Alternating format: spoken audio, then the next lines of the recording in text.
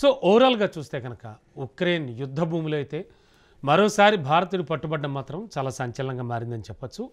ఇక దీనికి సంబంధించి మరింత విశ్లేషణ అందించడానికి అనలిస్ట్ అందే సత్యం గారు మనతో పాటు ఉన్నారు. సార్తో మాట్లాడదాం. సార్ నమస్తే.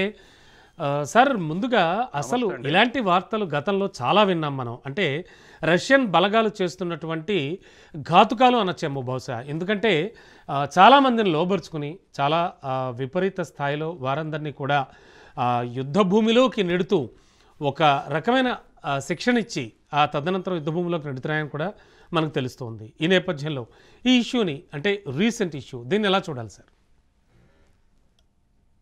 ముందుగా ఒక ఇంట్రడక్టరీగా ఒక 2-3 పాయింట్లు చెప్తా సైన్యాల గురించి. Yes sir. ఇప్పుడున్న పరిస్థితుల్లో డెవలప్డ్ నేషన్స్లో ఎవరు కూడా సైన్యంలో చేరటానికి ముందుకు రావట్లేదు. ఇవాళ అమెరికా సైన్యం 20 లక్షల మంది, చైనా సైన్యం కూడా దరిదాపు అంత ఉంది, రష్యా సైన్యం కూడా 14 లక్షల మంది ఉన్నారు.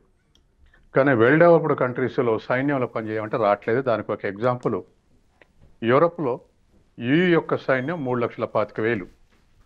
అయితే ఈ మధ్యన ట్రంప్ అధికారంలోకి వచ్చినాక మా అమెరికా సైనికులు వచ్చి మీ యూరోప్కి ఎందుకు కాపలా గాయాలి, మా వాళ్ళు మేము దేశపోతా, మాకు ఖర్చు ఎందుకు, మాకు పరిణాష్టం ఎందుకని చెప్పేసి ఉపసంహరిస్తున్నాడు. ఉపసంహరిస్తున్నంటే దరిదాపు 1,25,000 మంది అమెరికా సైన్యం ఉంది. వాళ్ళు ఉపసంహరిస్తే ఇప్పుడు EUలో దరిదాపు 27 దేశాల్లో ఏ ఒక్కరు సైన్యం వచ్చి సైన్యం చేరే పరిస్థితి లేదు. వాళ్ళకు కావాల్సిన సైన్యం 3,25,000 మంది అంటే ఆ మేరకు కూడా సైన్యంలో చేరే యువకులు లేరు. అంటే వెల్ డెవలప్డ్ కంట్రీస్లో ఇంత రిస్క్, తర్వాత ఇన్కమ్ లెవెల్ ఇవన్నీ చూస్తారు కాబట్టి సహజంగానే సౌఖ్యానికి అలవాటు పడినటువంటి దేశాల్లో సైన్యం చేయడానికి ముందుకు రావట్లేదు. ఇదొక జనరల్ ఫినామినా. ఇటువంటి దేశాలు ఇవాళ అమెరికా కానీ, యూరోప్ కానీ, లేకపోతే రష్యా కానీ, రష్యా కూడా దరిదాపు $16,000 తలసరాదాయం ఉంది కాబట్టి దరిదాపు డెవలప్డ్ కంట్రీ అనొచ్చు. కాబట్టి ఇటువంటి దేశాల్లో ఈ డిస్కరేజింగ్ సిచ్యువేషన్ ఉంది సైన్యానికి. ఇదొక అంశం. రెండోది, గతంలో దేశభక్తితోటి పోరాడినటువంటి యువకులు ఉన్నారు. ఉదాహరణకు జపాన్కు వ్యతిరేకంగా చైనా యుద్ధం చేస్తున్నప్పుడు ఇక్కడ నుంచి డాక్టర్లు, మీకు తెలుసు డాక్టర్ కోట్నీస్ మొదలైనటువంటి వాళ్ళందరూ పోయి యుద్ధంలో వైద్య సౌకర్యాలు అందించారు. కొంతమంది సైన్యంలో కూడా చేరి పోరాడి చేశారు. అట్లాగే జర్మన్ తోటి పోరాడినప్పుడు జర్మనీ, జపాన్ ఇవన్నీ ఇన్వాల్వ్ అయినప్పుడు సుభాష్ చంద్రబోస్ కూడా పోయి కొంత సైన్యాన్ని ఆర్గనైజ్ చేశాడు. అది భారతదేశం బ్రిటిషర్స్ మీద పోరాడటానికి. ఇట్లా అనేక రకాలైనటువంటి డైమెన్షన్స్లో సైన్యంలో రిక్రూట్మెంట్స్ ఉన్నాయి. ఇప్పుడున్న పరిస్థితుల్లో రష్యాలో యుద్ధం చేరటానికి సైనికులు బహుశా 14 లక్షల మంది. రిలేటివ్ స్ట్రెంత్ సరిపోలేదు, లేదా దరిదాపు రష్యా వైశాల్యం చైనా దరిదాపు 9 లక్షల కిలోమీటర్లు అయితే, అమెరికా వైశాల్యం 9 లక్షల కిలోమీటర్లు అయితే, చదరపు కిలోమీటర్లు అయితే, రష్యా ఇప్పటికి కూడా మిగతా 16 రిపబ్లిక్స్ జీలిపోయిన తర్వాత కూడా రష్యా వైశాల్యం దీనికి రెట్టింపు.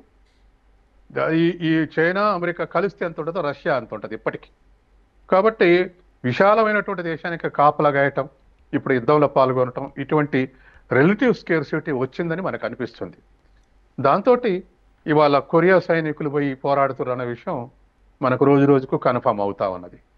అట్లాగే భారతదేశం నుంచి వచ్చినటువంటి యువకులు కూడా కొంతమంది ఇట్లా ఇప్పుడు విషయాన్ని పట్టుబట్టంతో నిజమే రష్యా సైన్యంలో చేరుతున్నారు, లేదా రష్యాలో అవకాశాలు ఉంటే. ఎందుకంటే ఇప్పుడు ఉదాహరణకు మన దేశస్తులు ఉద్యోగస్తులకు ఉన్నటువంటి వాళ్ళు మొత్తం అరబ్ దేశాల్లో 90 లక్షల మంది ఉన్నారు. మొత్తం అమెరికాలో ఉద్యోగస్తులు 20 లక్షల మంది, జనాభా 50 లక్షలు కానీ ఉద్యోగస్తులు 20 లక్షల మంది, కెనడాలో 10 లక్షల మంది. అట్లాగే రష్యాలో కూడా 60,000 మంది. లేటెస్ట్ సెన్సస్ ప్రకారం ఉద్యోగాల కోసం పోయినటువంటి వాళ్ళు 60,000 మంది ఉన్నారు. ఈ ఉద్యోగాలు సైన్యంలోనా లేక బయట ఇతర ఇండస్ట్రీస్లోనా అనేటువంటిది ఇవాళ ఇప్పుడు మనం కన్ఫర్మ్ చేసుకోవాల్సిన అవసరం ఉంది. అంటే కొంతమంది వేతన స్థాయి ఎక్కువ ఉంటే బహుశా సైన్యంలో కూడా చేరి ఉండొచ్చు అనేటువంటిది ఒక డైమెన్షన్. రెండవది, అట్లా కాదు ఇట్లా ఇప్పుడు మనం ఇది నిజమైతే, ఇది నకిలీ వీడియో కాదు, ఇది నిజమే అనుకొని మనం డిబేట్ చేస్తే దీని ప్రకారం ఖచ్చితంగా శిక్ష పడ్డటువంటి వాళ్లకు రెమిషన్ ఇచ్చి యుద్ధంలో పాల్గొండి అని చెప్పేసి అడిగి కూడా ఉండొచ్చు. ఏదేమైనా మన దేశంలో ఉన్నటువంటి సర్ప్లస్ లేబరు, తర్వాత పావర్టీ, ఈ రెండు కారణాల వల్ల మన దేశంలో ఉపాధి కొరత ఉంది. రెండోది పేదరికం ఉంది. ఇవాళ అనేక మంది నార్త్ తెలంగాణ నుంచి పేదలంతా పోయి అరబ్ దేశాల కూలీ చేస్తూ అనేక నిర్బంధాలకు గురవుతున్నారు. మనం రోజు వార్తలు చూస్తున్నాం. అవును సార్. ఇట్లనే ఇటువంటి దాని నుంచి బయటపడదామని చెప్పేసి సైన్యమైన ఏం పర్వాలేదు, రష్యన్ సైన్యంలో ఉందాం అనుకుంటే యుద్ధం వస్తే యుద్ధంలో కూడా పాల్గొనాల్సి వచ్చిందా, లేదా రష్యాలో ఉద్యోగం చేసుకుందాం అని పోతే ఆయన ఉన్నట్టే మాదక ద్రవ్యాలు వాళ్ళని పట్టుబడితే జైలు జీవితంలో రెమిషన్ వస్తుంది కాబట్టి యుద్ధంలో పాల్గొన్నాడా, ఇటువంటివన్నీ 1-2 రోజులు గడిస్తే కానీ మన భారత ప్రభుత్వానికి అఫీషియల్గా తెలిసే అవకాశం ఉంది. ఇప్పటికే మీరే అన్నారు యుక్రెయిన్ నుంచి ఇంకా అఫీషియల్ మెసేజ్ ఏం లేదని. అవును. కాబట్టి ఏదేమైనా మన వాళ్ళు మైగ్రేట్ కావటానికి మన దేశంలో ఉపాధి కొరత, పేదరికం, ఈ రెండు కారణాల వల్ల అట్లా వెళ్తున్నారు. యూరోప్ ఇప్పుడు అసలు యూయూ దేశాలు ఒక అడ్వర్టైజ్మెంట్ ఇవ్వబోతున్నాయట. ఒక వార్త వచ్చింది ఏమనంటే ఇతర దేశస్తులు ఎవరైనా మా సైన్యంలో చేరతారా అని. సాధారణంగా మనం ఏం చూస్తాం, ఏ దేశ పౌరులు ఆ దేశాన్ని కాపాడుకుంటారు. అవునండి. కానీ యూయూలో సైన్యంలో చేరేలేక ఇతర పేద దేశాల నుంచి మా సైన్యంలో చేరతానని ప్రకటన ఇవ్వబోతుంది. ఎందుకంటే అమెరికా సైన్యం వెనక్కుపోతే వాళ్ళకు దరిదాపు 50-40% సైన్యం కొరత ఉంటుంది. యూయూకి ఉన్నదే 3.5 లక్షల మంది, అయినా కొరత ఉండబోతుంది. కాబట్టి ఇతర దేశాల నుంచి రిక్రూట్ చేయడానికి ప్రయత్నం చేస్తుంది. కాబట్టి ఏదేమైనా మన వాళ్ళు ఈ ఉపాధి కొరత, పేదరికంతో ఇతర దేశాల్లో పోయి ఆ యుద్ధంలో చేరి ఈ విధంగా ప్రాణాలు కోల్పోవడం అనేటువంటిది మన సోషల్ స్టేటస్, మన సోషో ఎకనామిక్ స్టేటస్ ని తెలియజేస్తుంది. Yes sir. సార్, రెండు ముఖ్యంగా నేరారోపణలు కావచ్చు లేదా ఏమైనా కేసులు కావచ్చు, అంటే విదేశాలు వెళ్ళి చదువుకోవాలనో ఉద్యోగం చేసుకోవాలనో చదువుకుని ఉద్యోగంలో జాయిన్ అవ్వాలని భావించి వెళుతున్న వాళ్ళు ఏదైనా ఒక చిన్నపాటి, అఫ్ కోర్స్ ఇప్పుడు ఇతను ఇష్యూలో అయితే, హుసేన్ ఇష్యూలో అయితే మాత్రం మాదక ద్రవ్యాల కేసు అంటున్నారు. అది పక్కన పెడితే, ఒకసారి ఇతని కేసు పక్కన పెడితే కనుక మిగతా పిల్లలు వెళుతున్న వాళ్ళు ఏదైనా ఒక ఇష్యూలో నేరారోపణ గావించబడి కానీ లేదా సంథింగ్ ఏదైనా ఒక కేసుకు సంబంధించి బుక్ చేయడం కానీ ఇలాంటివి జరిగిన వాళ్ళు వాళ్ళని ఎక్కువగా లోబరుచుకోవడానికి చూస్తూ ఉన్నాయంటారా? అంటే ముఖ్యంగా రష్యా కావచ్చు, ఉక్రెయిన్ కావచ్చు, ముఖ్యంగా రష్యా, మనం రష్యా గురించి మాట్లాడుకుంటున్నాం కాబట్టి, అంటే ఇలాంటి వాళ్ళు కూడా అంటే వేరే గత్యంతరం లేక, ఇన్ఫ్యాక్ట్ అంతే కదా సార్, ఇప్పుడు నీకు జైలు శిక్ష తగ్గిస్తాం చేరతావా అంటే చచ్చినట్టు చేరతాడు వాడు. సో ఇలా కూడా ఆలోచించచ్చు అంటారా? ఇలాంటి వాళ్ళని ఏమైనా కొంచెం వీళ్ళు లోబరుచుకుంటున్నారా? ఖచ్చితంగా కాదనలేము. ఎందుకంటే ఇప్పుడు ఉన్నటువంటి ప్రజల్లో రష్యా కొరియా నుంచి సైన్యం తీసుకెళ్ళిందంటే ఖచ్చితంగా స్కేర్సిటీ ఉన్నట్టే కదా, యుద్ధంలో పాల్గొనే వాళ్ళ సంఖ్య సరిపోవట్లేదు అన్నదే కదా.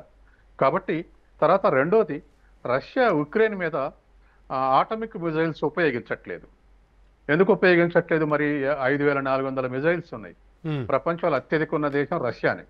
ఆయన ఎందుకు ఉపయోగించట్లేదంటే ఉక్రెయిన్లో దరిదాపు 18% మంది రష్యన్లు ఉన్నారు. కాబట్టి అడ్డగోలుగా ధ్వంసం చేసే పరిస్థితిలో రష్యా లేదు. అంటే రష్యాలే వల్లే రష్యల్ని చంపుకోవాల్సి వస్తుంది అడ్డగోలుగా ప్రయోగిస్తే.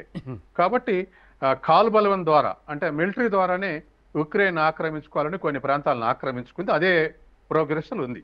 కాబట్టి సహజంగానే కాల్బలం కావాల్సినప్పుడు, మిలిటరీ కావాల్సి వచ్చినప్పుడు ఇటువంటి వాళ్ళని కూడా దాంట్లోకి లాగేటువంటి అవకాశం ఉంది, మనం కాదనలేము.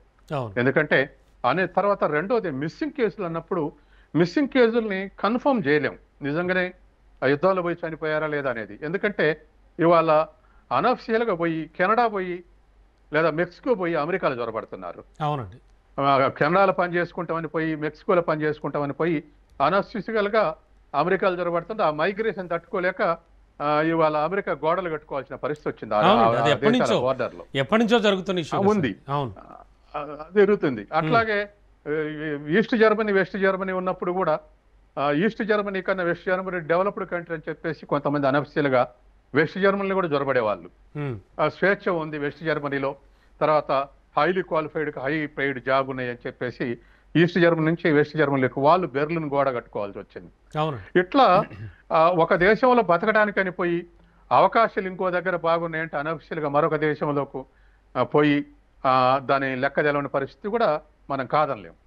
కాబట్టి ఏదేమైనా సైన్యంలో పోయి ఇది ఒక ఎగ్జాంపుల్. అంటే అన్నంలో ఒక మెతుకు చూస్తే ఉడికిందా లేదా అని తెలిసినట్టుగా ఇవాళ హుసేను ప్రకటన, హుసేను పట్టుబడి ఖచ్చితంగా ఇది ఒక సూచిక. అంటే మన దేశం నుంచి పోయినటువంటి యువకులు ఇట్లా ఎంప్లాయ్మెంట్ లేక లేదా అక్కడ పోయి చేయరాని పనులు చేసి ఇటువంటి వాటికి లోనవుతున్నారా అనేది ఇప్పటికే మన ప్రధానమంత్రి కూడా విజ్ఞప్తి చేశాడు ఒక 3-4 నెలల కిందనే. ఎవరైనా రష్యన్ సైన్యంలో భారతీయులు ఉంటే వెనక్కు పంపించండి అని అఫీషియల్గా పంపించారు. అవును. తర్వాత వాళ్ళు కూడా మేము భారతీయులను ఉపయోగించుకోమని కూడా అన్నారు రష్యన్స్ కూడా. కాబట్టి ఇది ఒక స్పెషల్ కేసు. అంటే శిక్ష పడ్డటువంటి వాడిని వాడుకోవటం అనేటువంటిది ఇంటర్నేషనల్ టర్మ్స్ ప్రకారం అట్లా వాడుకోవచ్చా, లేదా వాడుకుంటే ఇది కరెక్ట్ కాదు అని అనుకునే అవకాశాలు ఎక్కువ ఉన్నాయి. కాబట్టి వాడుకోవటం కరెక్ట్ కాదు. Yes. ఇంకేదైనా పనికి ఉపయోగించుకోవచ్చు. కానీ ఇవాళ మన దగ్గర ఉంది, మన దగ్గర జైల్లో ఉన్నటువంటి యువకులు చాలా మంది పెట్రోల్ పంపుల్లో పనిచేస్తారు. అవును. జైలు శాఖ నిర్వహించేటువంటి పెట్రోల్ పంపులల్లా అవును. బయటకు వచ్చి ఓపెన్ లో పనిచేస్తున్నారు. Yes, sir. అంటే వాళ్ళ నడవడిక బాగుంటే రెమిషన్ ఇస్తారు. కాబట్టి అట్లా ఏదైనా కన్స్ట్రక్టివ్ యాక్టివిటీలో ఉపయోగించుకొని రెమిషన్ ఇవ్వాలి తప్ప యుద్ధంలో చేయి రెమిషన్ వస్తున్నది కరెక్ట్ కాదు, మోరల్ గా కరెక్ట్ కాదు. Yes, sir. అది రష్యా సైన్యం చేసే తప్పనే మనం అంటాం. Definitely, sir.